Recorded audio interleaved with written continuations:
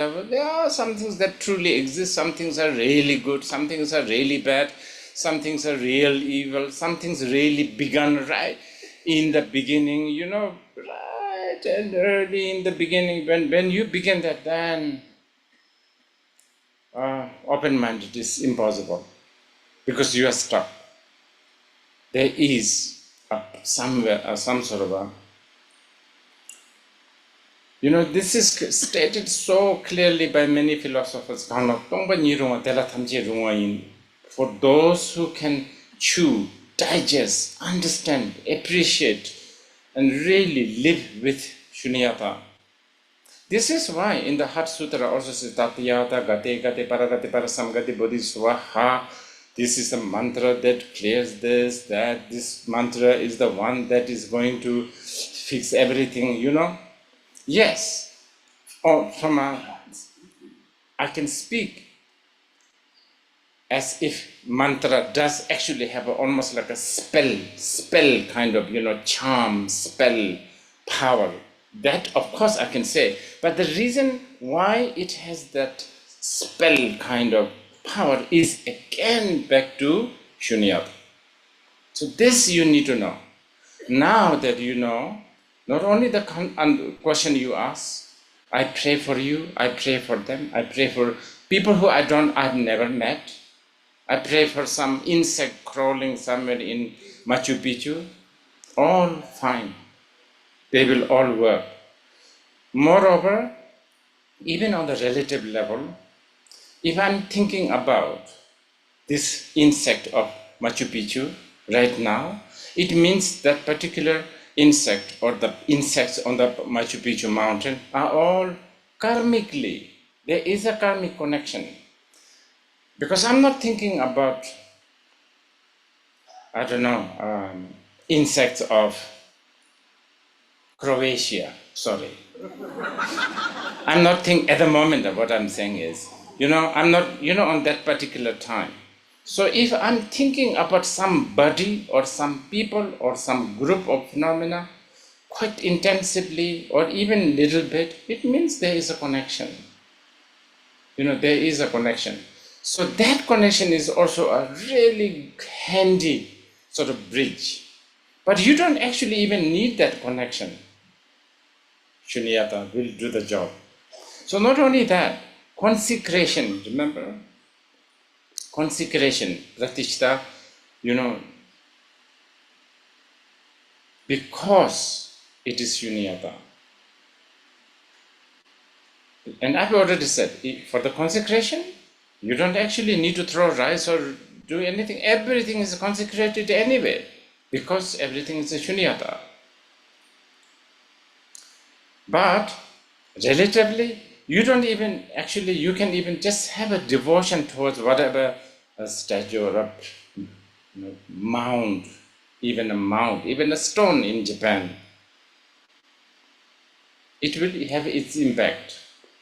So consecration. And then, yes, this is all related to the sadhana. Sadhana can sometimes become a puja also, right?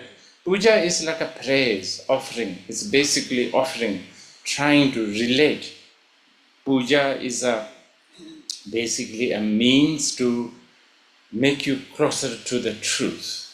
The truth here termed, we are using the word deity, Hla, Deva, Manjushri, Avalokiteshvara, whatever. So, yes, you can even do a fire puja. No puja is more potent and powerful to portray the non-duality than the puja called Ganachakra. So that's why the Ganachakra is considered really, really highest form of puja or ceremony. Because, and this is why also in the Tantra we say, the Ganachakra, the Dakinis, they love Ganachakra. Devas, especially Dakas and Dakinis, especially if the Dakinis, they're a little bit moody, do a top. Then it really fix everything. Not because these Dakinis, they like sweets and, instant noodles and whatever is being, some things that we offer are actually very pathetic. They are really, there's nothing much, but that's not it. It's there is a concept, Tamse, Chidang Dorpapa, Rajinji to Gong that role. Well, basically, in the Gana Chakra, one of the principal the most important principle of the Gana Chakra is the equality, non-duality of everything. So Gana has a connotation of together, put it together. So lot of things together. So actually, in order to properly do a Gana Chakra, if there is a 4 men doing it, you have to have a 4 women, or at least man, woman. If only women or men, it's not really considered Gana Chakra, proper Gana Chakra. And the reason is because it is a path to equality, equanimity. So actually, you can put whatever you like, whatever we think is precious, or also, actually, if you can put rubbish and, but probably not to do that because you are not a Mahasiddha yet. So maybe no need. But charger, biscuits, wine, glass of water, flowers, matches, all fine. Okay, next question. Whoever has the, yeah, please. I was wondering, say, since I heard that I shouldn't worry and I should relax, I feel super anxious, and I'm wondering a lot about Anxious of not relaxing? Yes. Oh, that's considered good. That's part of the genuine heart of sadness. But what about what you were talking about yesterday, like mood, menstruation, moon, tides? But Yes. I'm always worried that I'm not aligned or not in tune. Okay, simple answer. This is why there is a Gana Chakra. Because the Gana Chakra, especially the 25th, the dragon, that always is carefully calculated to coincide with that flow and all of that. Yes, this is clearly written in the Vajrayana Tantra. And so that also deals with the drop and all of the... Yes, so I would say maybe do a talk is good.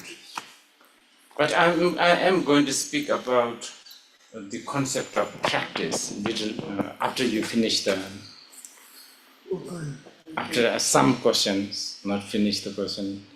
After some questions, I will talk about the whole concept of practice in the modern world.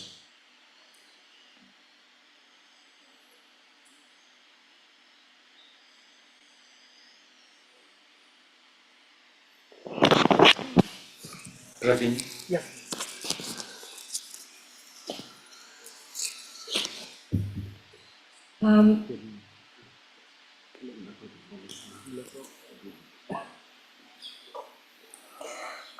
Could you explain how the tantrika works with this lying thing? Because I understand the example of the Buddha when he lied because of the benefit of others, but I also understand that when you lie, could be like more difficult for, if I lie, it will be more difficult for me to see the truth. How the tantrika works with it? It depends on what kind of tantrika. If you are just joined in, you will have to take a precept, which we have this morning from Ajahn, not to lie. If you are a beginner. Now, if you are getting more and more matured, and if you are becoming really savvy tantrika, savvy, experience. Then for the benefit of all sentient beings,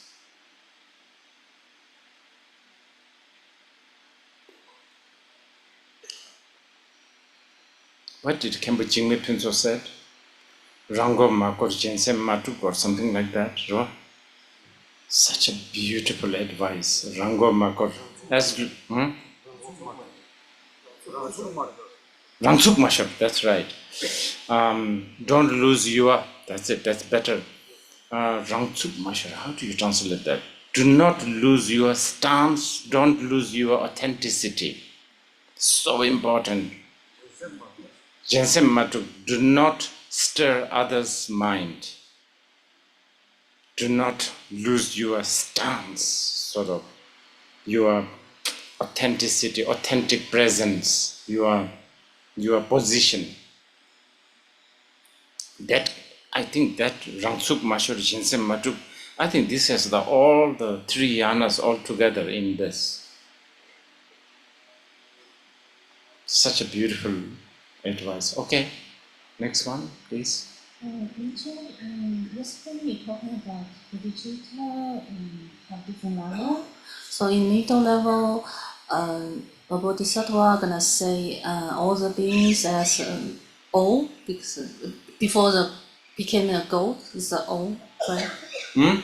All the or Yes. sorry Or. sorry. It's okay, doesn't matter. Yeah. And the next level is say all the other beings as a Buddha as well. So my question is for that person say others as all, is that because he experienced himself as all at first, or Probably, because or still supposedly doesn't look that good, right? Okay, I think, okay, after this, after you, Yeah, I wanted to know, or maybe you can explain, what is Vajra hell and how do we end up there?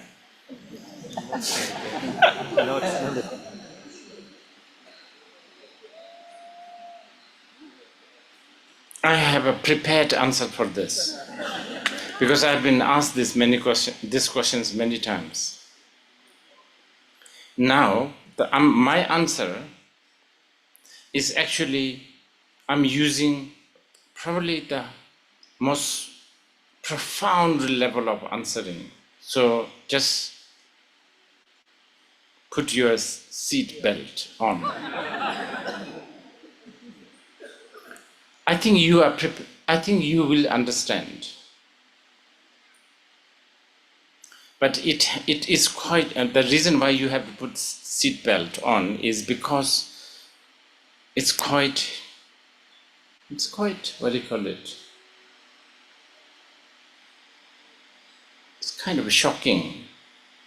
And I will not go through details too much. If you want, we can do it individually.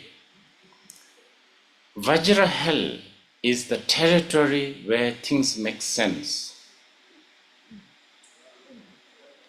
Vajra hell is where things are reasonable and logical. That is the one. And this is so vicious because it's so addictive. Because it's so convincing, so addictive, and it's just so beautiful too. You don't have to go anywhere, just watch any kind of YouTube these days. They're all selling reason and logic and sensibility. Yes, that will do for now.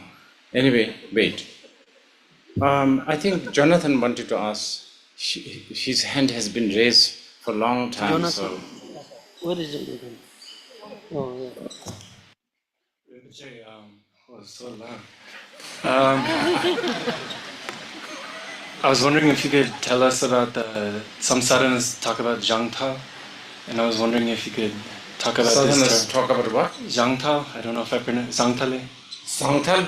Yeah, and Which sadhana? Oh, I see. Okay. And I've heard translations, but if you can kind of please What's the tell us. translation? What does it say? I think sometimes maybe substanceless translucence, I think. I don't know, people probably know, others I don't. I'm not a dictionary kind of mind guy.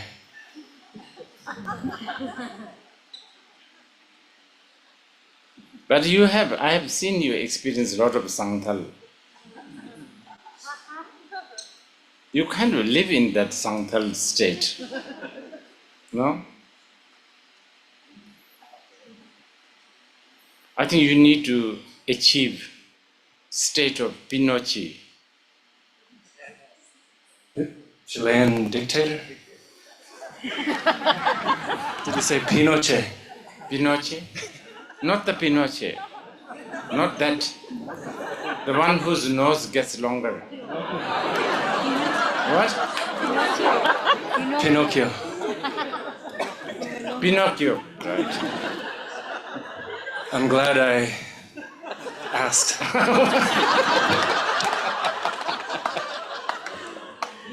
Okay.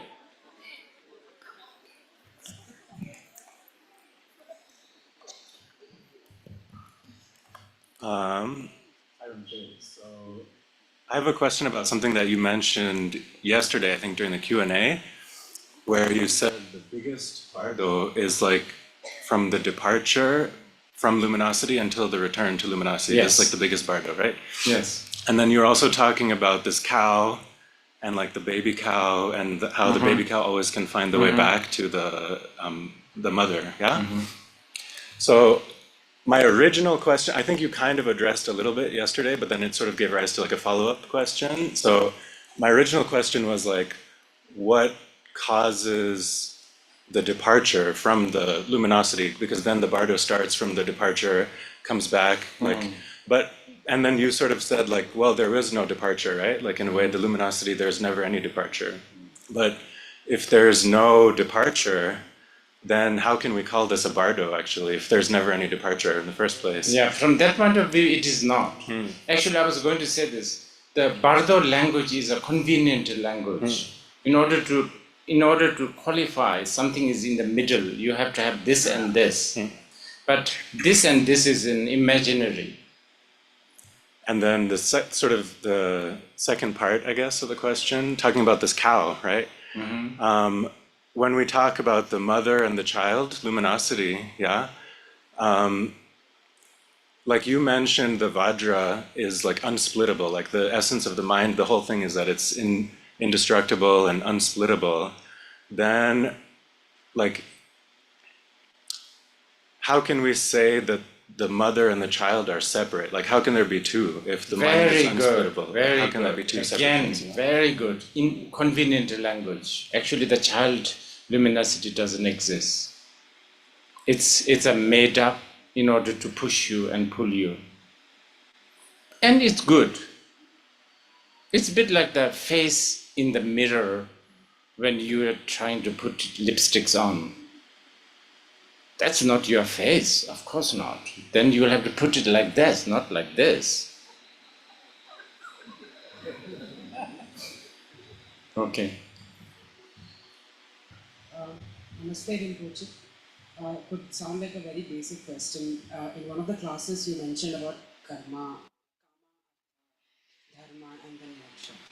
But you also mentioned everything is timeless, right? Should it be linear? Is it possible that when you are in a grihasti life and you have to earn and make a living, could you also be doing those things but still feel liberated? That moksha is timeless, same thing. From my interpretation, I don't know what Chanakya would interpret. I think closer, moksha, liberation, right? So, liberation from the time.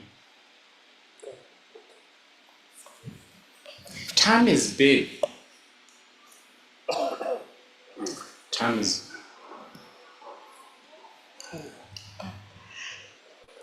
Hi Rinpoche, thank you for your time and the energy and the wisdom you're sharing around the world. First of all, also I would like to greet you from Ifaron. is the Greeks community, which is following Chokchen, and they really love your wisdom there. And I would like to ask you, are we destined to go to Dzogchen path? Our souls choose this path?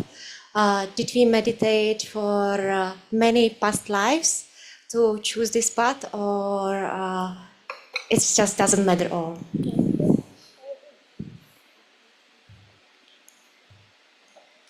Not all has to go through Mahasandhi or the Dzogchen. It's just one available.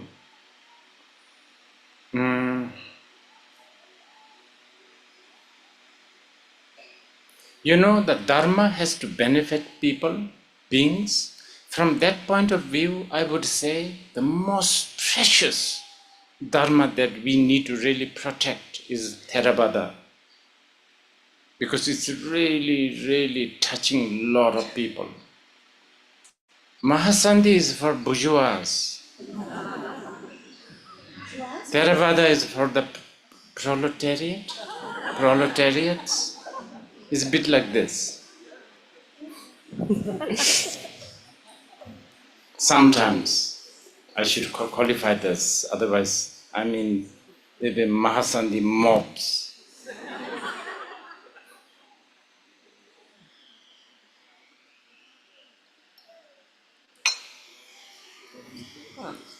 Thank you for your teaching, Rinpoche. I had a three-part question. Some of it you've kind of addressed when you spoke about the difference between fabrication and visualization. But also, like in the practices, there is this part where we are instructed to rest, meditating on the essence of emptiness without any fabrication. So, if you could explain a little bit more about the distinction between fabrication and visualization and why it's important to close that. The second part of the question is... Wait, I better answer this. Yeah. Because whatever you are fabricated is an illusion. If you are attached, actually, this is good that it reminded. Someone asked, what's the difference between me thinking of myself and then me thinking I'm as a deity? Now, this is an important question because time and again, the tantric texts and the masters have said, for instance, if you visualize, if you think you are, let's say, Vajrakilaya, and you have no compassion, no bodhicitta, especially no application of shunyata, you are worshipping a devil. Absolute. It's a really, you shouldn't be, yeah, that's really spirit, you know, and so you're going wrong one. Okay. Thank you. The second part of the question is between processes of purification and accumulation. In purification, we seem to be working towards dissolving the skandha. In accumulation, however, sometimes it feels like we are solidifying the skandhas because we are saying, I accumulate, I gain merit, I am practicing. So how do we do this without solidifying the skandhas? Good. That's why I've been all along saying the, you know, sort of, you know, everything, you know, right? There's fabrication, dissolution, this paradoxy, this contradictory kind of thing, rise, dissolve,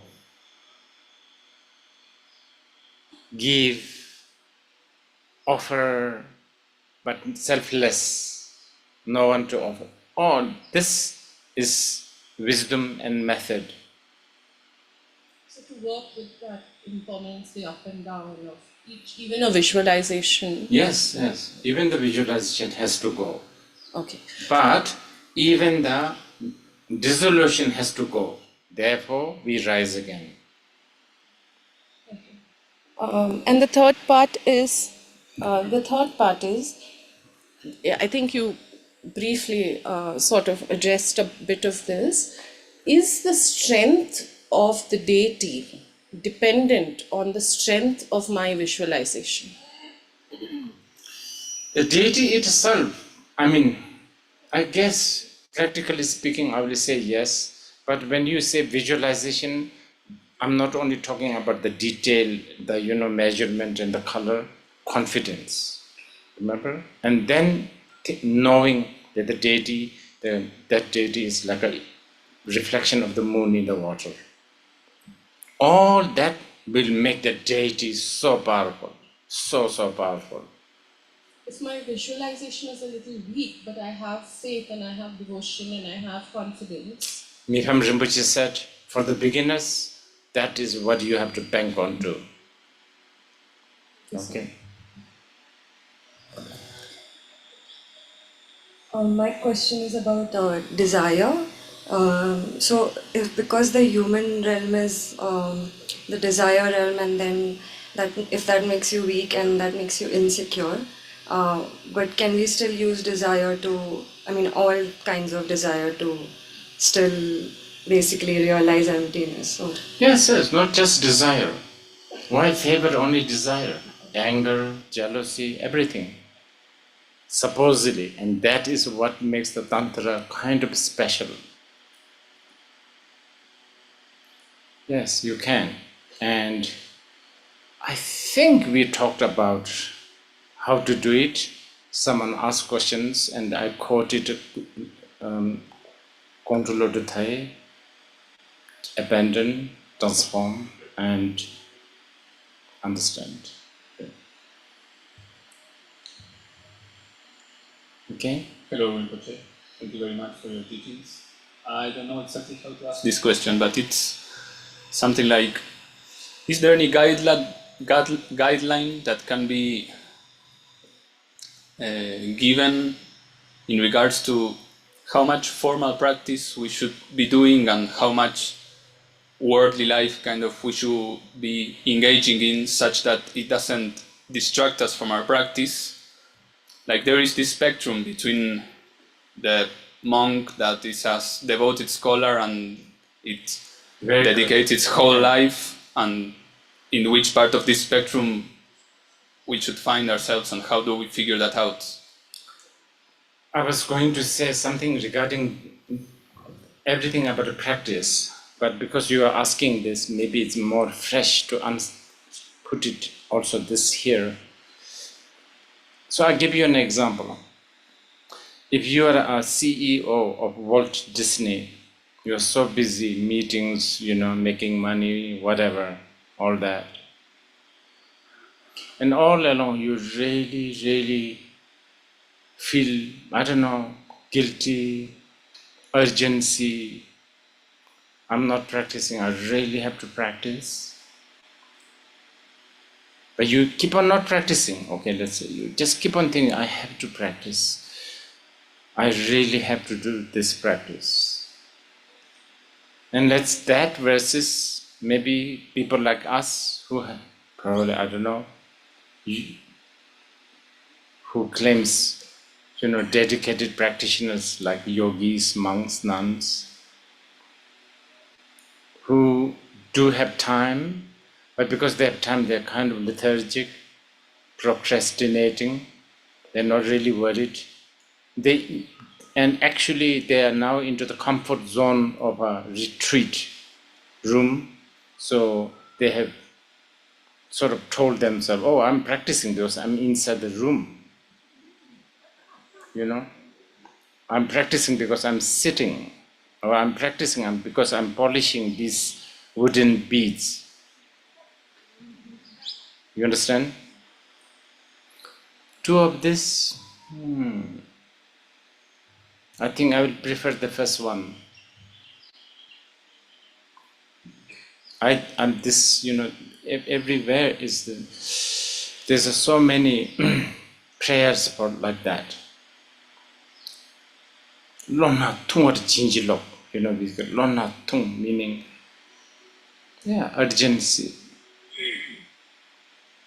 I think this kind of person will just flip, and then they're already there, kind of.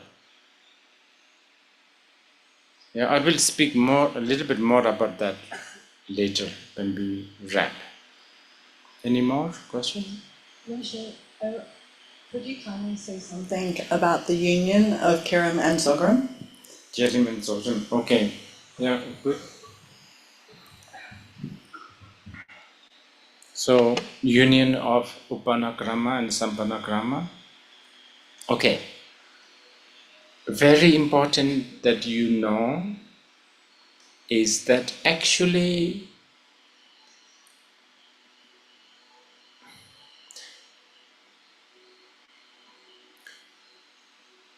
the very reason there is a Upanakrama and a Sampanakrama, Jerim and Zorim, is because whatever you are trying to achieve, the goal, and also the ground, the base, is already united. Let me explain this. Reflection of the moon in the water is clear Upanakrama. Not there in real, solid Sampanakrama. They are there already. You don't have to make it.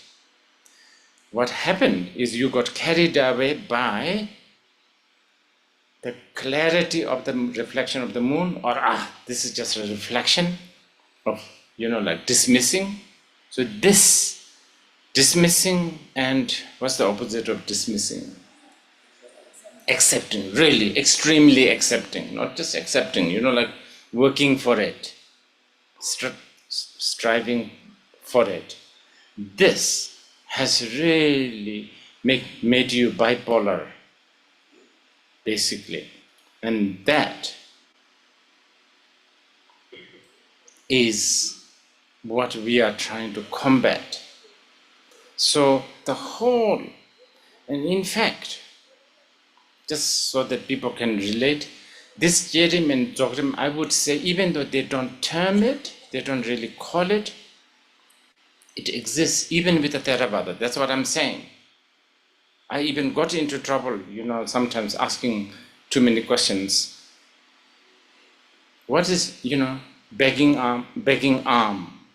bowl, arm, offering? Then still talking about anatta.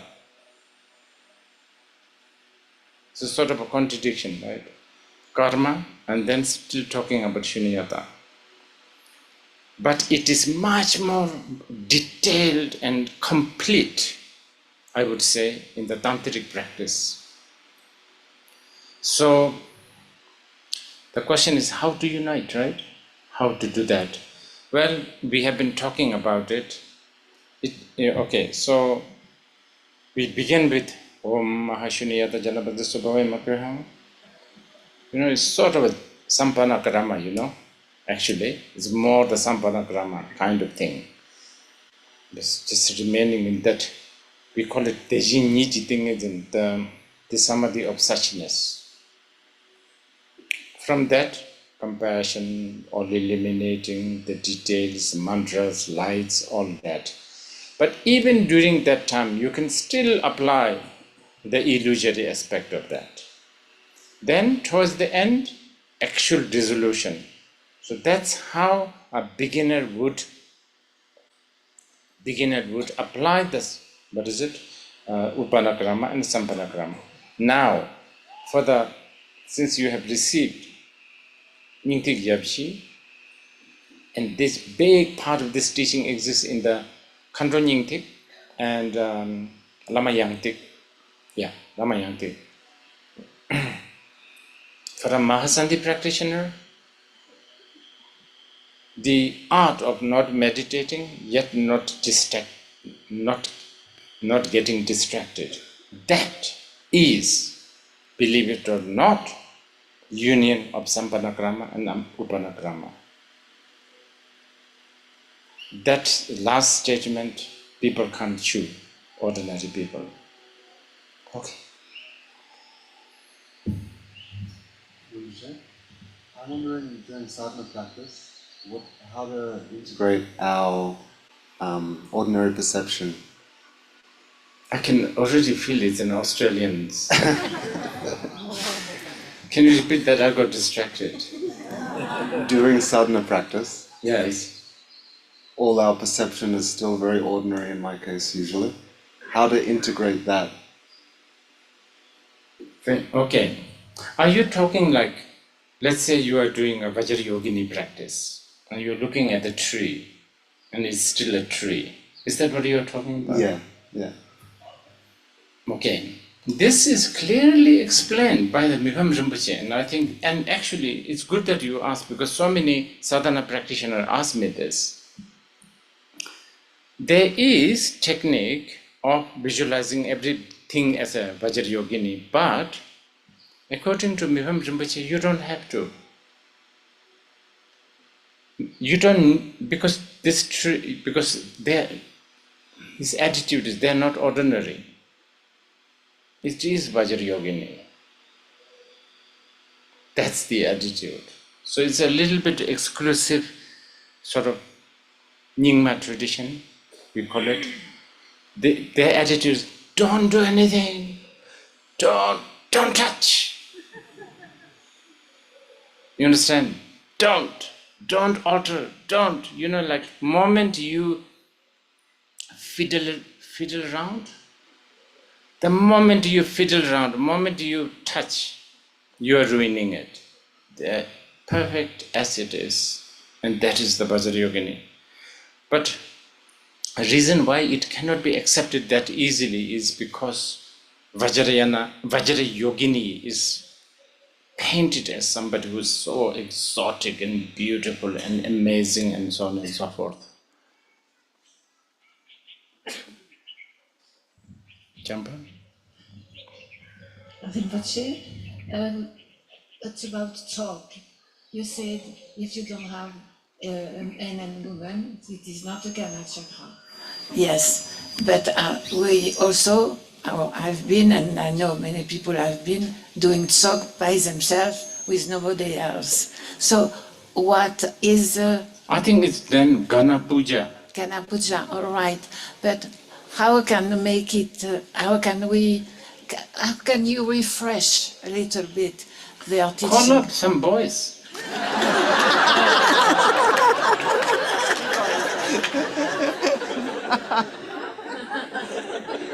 Especially with your, knowing you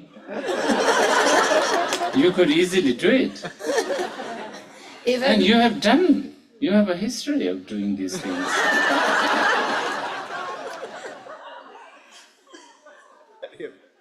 Okay.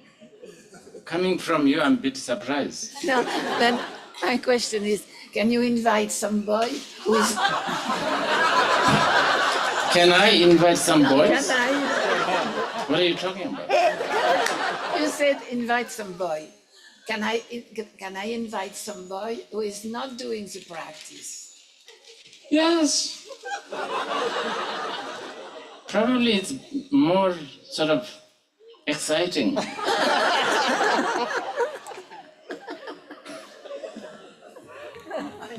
Why would you, bring all this jaded and,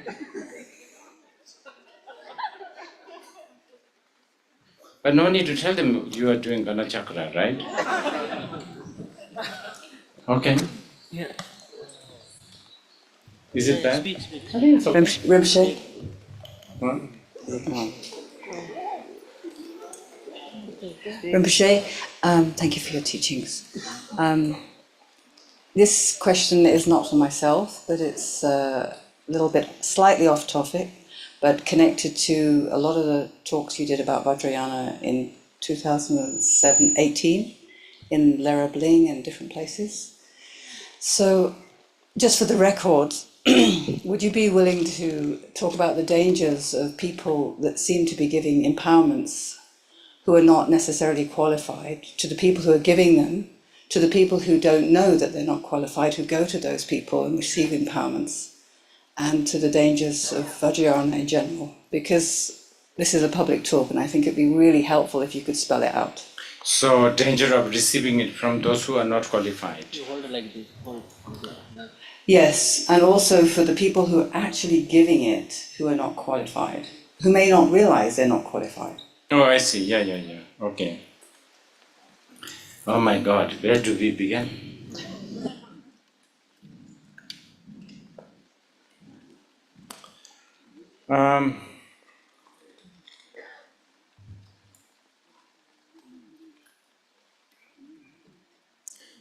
It's a bit like this, generally, not only Vajrayana, you know.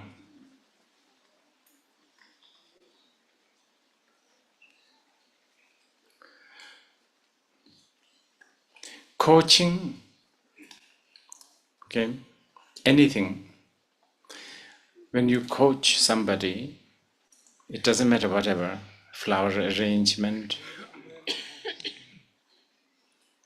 It's absolutely important that you know who you are coaching, and therefore certain information you may not want to reveal. Otherwise, it ends up becoming concept. I don't know, I'm not giving you a good example. Let's say there's a golden flower on the top of this mountain, and I really want you to see it.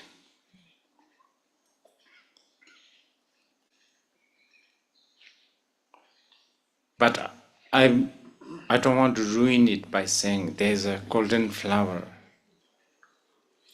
on the top of this mountain. I should say, oh no, there's a nice cow a little bit up there. Then when you reach there, you know, cow, it's a little bit of satisfaction, there's a cow. Then, oh, there's a nice stream there. So this kind of thing will actually, and then, you know, like totally, you know, not telling you about the golden flower, making you discover the golden flower is what we need to do, because that is going to make you have a real confidence for your own ability. And wrong timing, wrong coach, and wrong trainee has this a lot of ruining of this kind of thing. And this is because a concept is a very strange. It's like once there's a concept, it's really difficult to get rid of. You can get rid of your right ear if it is necessary. Just cut it. But if I ask you to forget Wednesday, it's going to be difficult. So it's like this. So giving wrong time, wrong person, I don't know, wrong coaching, maybe postponing the chance of understanding the mandala, the Samantabhadra, Dharmadhatu, whatever, for eons and eons and eons. So there's a lot of stories, the bodhisattvas. So if you ask me what to do, this is actually one of the reasons why we also make offerings to Dakinis, because supposedly, if you make offerings to the Dakinis, those who are guardian of the Tantra, even though some well-intended tantric teacher, but you know, not well-equipped, so to speak, not so smart, even though they end up saying some things that are untimely,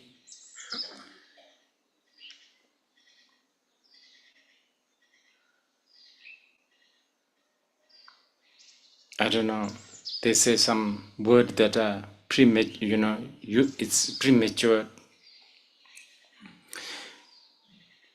Dakinis will help you by coughing loud, so you will not hear. Supposedly, this is why we ask them to always guide us. Make sure that we don't hear untimely.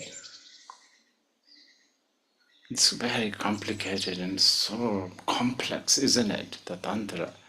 It is its own civilization. I have to say, Tantra is probably the biggest, the best gift of this land. Really, really. If Tantra dies, that's it. There's no point of existence. It's really, really it's just so big and so complicated and complex and like this. At the same time, it's just so like eyelashes right in front of you. So simple. Okay, one or two more questions, then.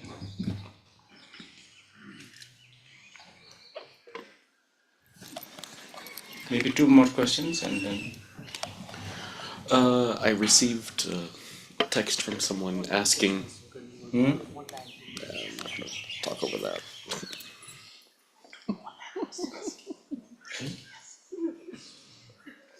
Okay. I received a text from someone asking about the representation used by the bell when performing ritual and so on, and its combination with Vajras. You have received a Vajrayana bell? No, I received a text. What did you say? I received a text from And someone then? regarding what the symbolism of the bell is when performing rituals in combination with the Vajra as well. But particularly the bell.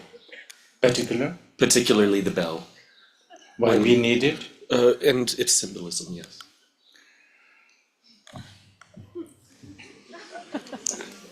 You want to really stay here, right? Is that what you are asking? I could ask you the same thing about the male or female aspect of ganja, couldn't I? Actually, the Vajra and bell is a really, really wow, Vajra and bell. Is there a Vajra and bell by any chance? I'm sure somebody's carrying it. Vajra and bell. Can you go and get it? And meanwhile, maybe some other people ask, oh, here it is. Can you tell them no need? Well, it's packed. I don't know how. can you open it? You want me to unpack? Yes. So, like this. This one is a 5-spoke one. There's 1 spoke, 3 spoke, 9 spoke, and all that. It's very good packed. Sorry. It's a. Okay, where do we begin? We begin with the bell, maybe, because this is the Shunyata, right? And this is actually really, really good to understand Shunyata. There's this, and there's this, cause and conditions. And there's this, and there's me. But most importantly, you have ear consciousness, but no sound. But now, there's a sound. Out of nowhere, there's a sound. This is actually Upanakrama and Sampanakrama. Out of nowhere, just there's a sound. This represents the Shunyata, the consort. So therefore there's a sort of a female thing. There's too many. Sakya Pandita has a really good explanation on this. Now the Vajra, there's 5 spokes representing 5 wisdom, 5 skandhas, 5 emotions, all of that. But it's not like there's a hierarchy of 5 wisdom and the 5 negative emotions. Therefore, you have to always hold it like this because this is a better one. You can hold. In fact, there's a mudra of rotation. So no order, no hierarchy. Anger sometimes up on the top, mirror-like wisdom on the bottom. Also, in the middle is this circle or this round thing, which is usually, they never make it good. They're slightly sort of squished, right? It's the circle representing the no beginning, no end, no parameter, no diameter, no central. So therefore, and not only that. Okay, so Vajra is held by the right hand, usually, and the left hand, and then there's a mudras. Sometimes even jumbling that order by doing it. So right hand, right one on the left and left one on the right. So you can see all this is all just to confuse the confusions. Okay, one more last question, and then two questions, right? Online. If someone is not good at visualizing the picture of Bodhisattva and seed syllables, clearly while chanting a mantra, should they just focus on their own voice of chanting mantra? Yes, very good. Okay. Then? In sadhana, we visualize light purifying beings, transforming them into deity, but karma is an individual responsibility. Buddha himself cannot purify the karma of beings. How can our prayers alleviate the suffering of beings? How does it work? So easy, this one, actually.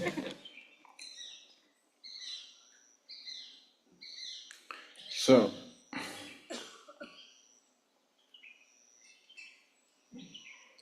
okay, several levels. One, the fact that this is why a tantrika like you guys, alive, breathing, and practicing, such a blessing for the world. Because of their merit, you exist. Yeah. So this is why, yes, Buddha's statement that one's own karma must be dealt by yourself. No one else can wipe it out. This still stands because, especially, I think I've replied this a little bit earlier. Your existence is connected to these people, their, I don't know, merit. So it can be, okay, let's say, it can be like, this is why, like, also one is supposed to go to like place like a 24, one of the 20, or like, what's the name of the Kangra Dakini, Jamunda, right? Yeah, there's a Jamunda. Yeah, like place like that. One is supposed to go like a Kamakia, like a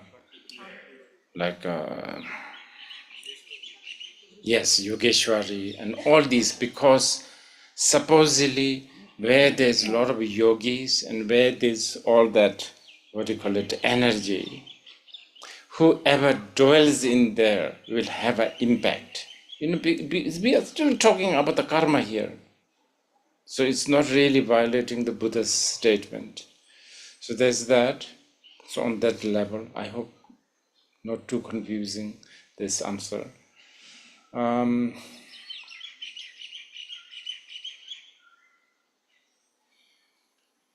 Okay, the Vajrayana level. Okay, wait. The other answer is this.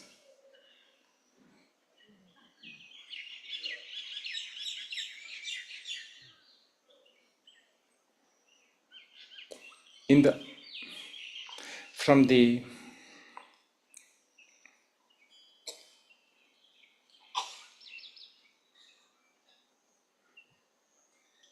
absolute level,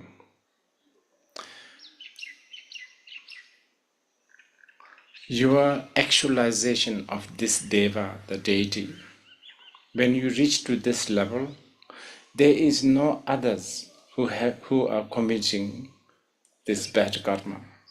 So you are liberating them, or you have liberated them by liberating yourself. This is a little bit complex. I guess write it down somewhere and you can continue ask this if it is not satisfactory. But I think we will have to sort of end here by me telling you a little bit about practice. Okay, so practice. We are a practitioner, aspiring practitioner. Myself also, even though I'm taking a role of giving you these so-called teachings, but not really teachings, just because I have heard from my masters. So at times with a little bit of good intention, at times just to,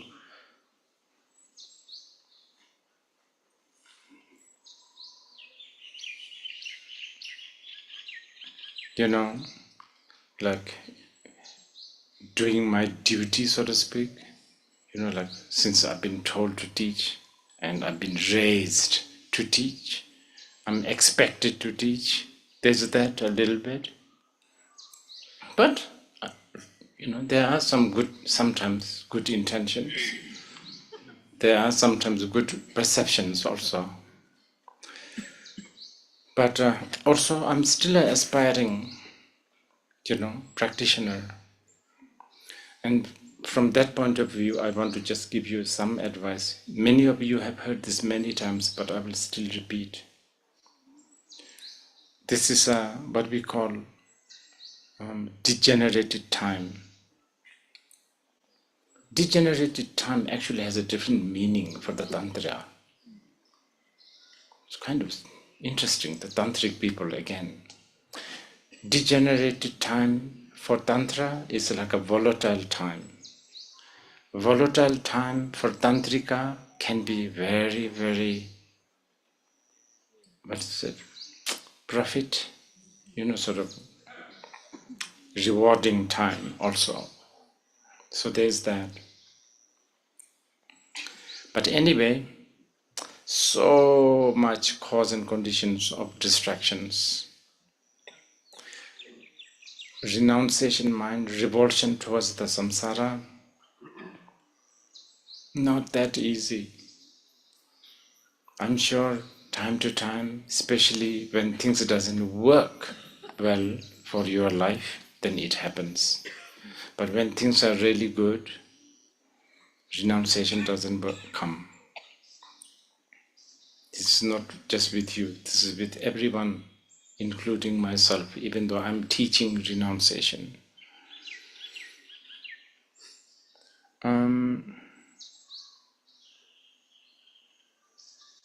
Yes, and then we live in this kind of a society.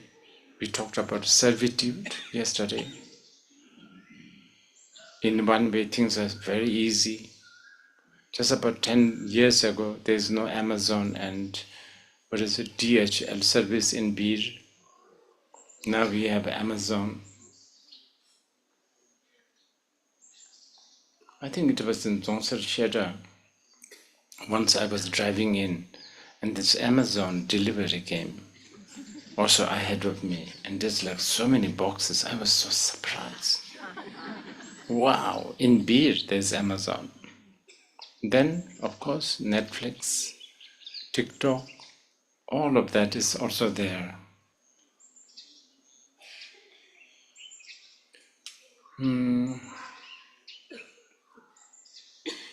So sadhaka, people who are doing sadhana, tantrika, people who are aspiring to practice, just a few words.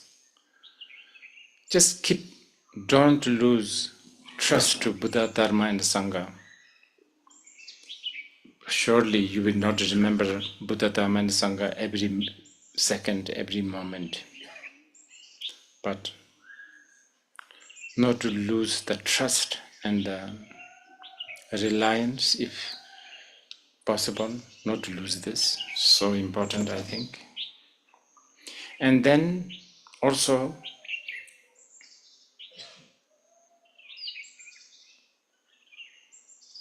not to lose trust in cause, condition and effect, not only on the surface level, superficial level, but it's very myriad, incredible ways. Many times people don't seem to understand. people ask about karma. People ask me, why Donald Trump is so bad, but why he has a good karma of never getting caught?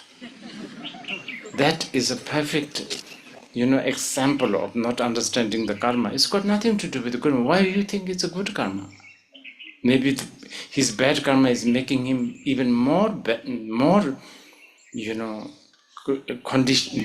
more condition to create more bad karma. If it is a bad karma, we never know, We really never know. And anyway, few millions of us have decided that he's not good.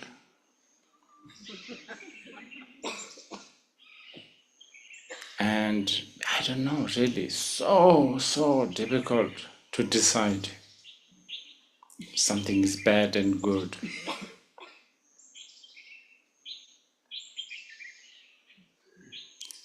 The only good and bad for a Dharma practitioner is whatever the situation you are in, if it is taking you closer to the truth, then that's good. So from this point of view, I have personally met a lot of people who suddenly have a,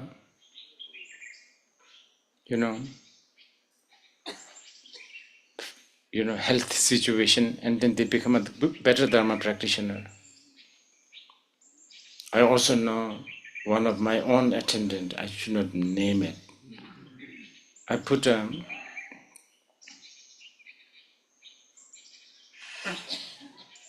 one of those hallucinogenic mushroom in the fridge. I don't know what happened. I think it is during the COVID time. I think they didn't have much things to eat, I guess, during one of those lockdown. So he was taking out things to eat, so he ate a lot of that. And the other attendant called me. I was somewhere, I think I was in Taiwan. So I think this guy is dying. So what's happened? Oh, we cannot, he's sweating, he's speaking things, and he's like, acting so strange. I asked, what kind of strange? Oh, he says he's seeing Guru Rinpoche. Really? So then I asked, what happened? Is there like a lot of heat in? He said, no. Then as I asked more, they said, oh, he ate this. I didn't put a, clear note on. After that, he sort of become a kind of more interested in Dharma. We never know. Anyway, many of you, like this lady, it's for her, I would say, marijuana, LSD, brought to Buddha Dharma. Can you please not edit this out from? Anyway, good and bad, we don't know.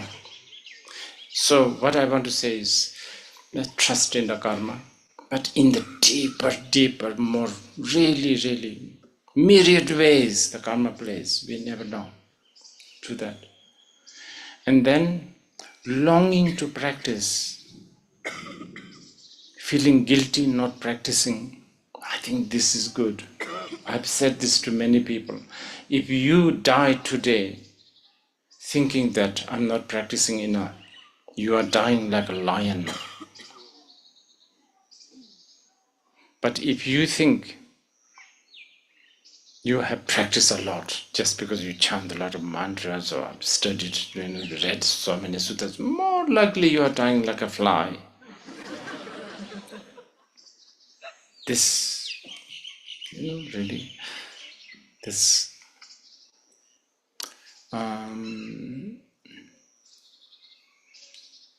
urgency, longing for Dharma, I think this is something that you should do it. Not, like this constant needing, wanting to practice. practice. And oh yeah, that's the thing. And practice, when I say practice, it should not be limited to things like actually reading a sadhana. That of course helps, but really in the sadhaka's case, remembering the deity. For a Mahayana, remembering the, bodhicitta. For a, Charvakayana, remembering anicca, dukkha, anatta. The truth, basically. That you can remember during the shower, during the cooking. You should count that. You should count that as practice. And also, not to strain yourself by thinking you need to practice many, many hours. Short, but many times and consistent always is the good strategy, because you are trying to combat habitual patterns. For that, you need to develop different kinds of habitual patterns. And developing the habitual patterns, the best way is doing it short, but many times and consistent. So do this. I've said this many times. Also, not to wait for a proper time, space, and a situation to practice Dharma. It doesn't really happen. If you are thinking about being a deity while in the toilet, do it. Don't wait until you go to the bedroom or the shrine. Just do it whenever you can. So, treasuring the Dharma. This is something that you can do. And by having this, I think this will push you to be a real tantrika. And you should celebrate. You should really, yes, in one way, degenerated time, or the great masters are going, people have become so materialistic, all of that. But on the other hand, it's amazing that we are talking about Shunyata, Bodhicitta, deity, Mahasukha. So amazing, we are still talking like this. And in many ways, it's even more available than ever before. So something that one could also celebrate. So I think with this, we will just end, but I think there are a few performance or recitations. But can Deepa do dedication? Dedication, is Deepa here or not?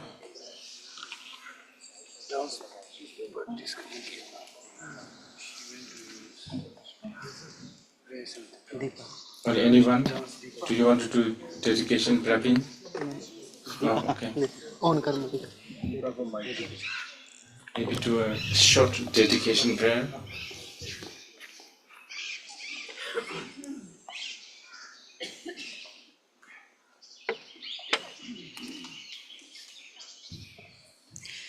अनेन पुण्येन तु सर्वदर्शिताम् अवाप्य निर्जित्य च दोषविद्विषः जरारुजा मृत्युमहोर्मिसङ्कुलात् समुद्धरेयं भवसागराजगत्. Okay, so I think you should keep the thing last. What is it? What do you have? How many? Indian Shole offering, Rinpoche. What? 4. Indian Shole offering. Indian Shole. Okay. Twisted one. And what else? And before that we have Buddhist music. Okay, please. So maybe that one you keep it last. Okay, Rinpoche. Which one? Indian Shole offering. Oh, fantastic. Where are you going to do it? There?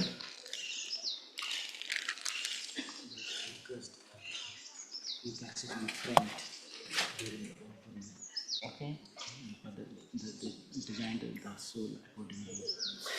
Sure. Then we have to check these things out, right? Yes. Okay. Praveen just told me to get out of here.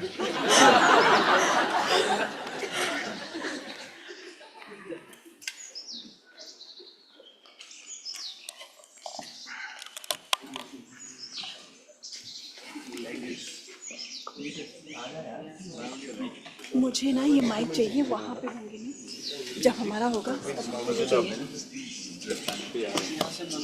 Okay जब चाहिए होगा तो मैं आप on कर देना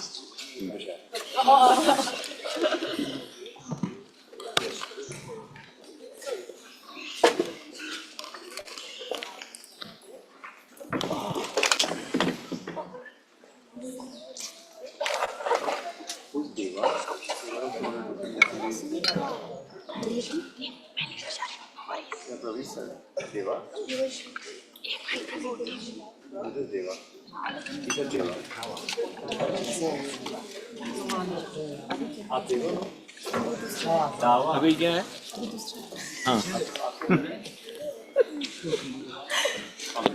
चलो चलो मुझे एक स्टेप देखना है क्या मैं उधर बस ये भी आगे बैठेंगे लास्ट सब गब्बर है गब्बर बेल्ट से अपने को मत मार देना घबरा रहा हूँ यार अब ये राघव कहाँ रहेगा बीच में और तू कहाँ रहेगी उनके आगे यानी यहाँ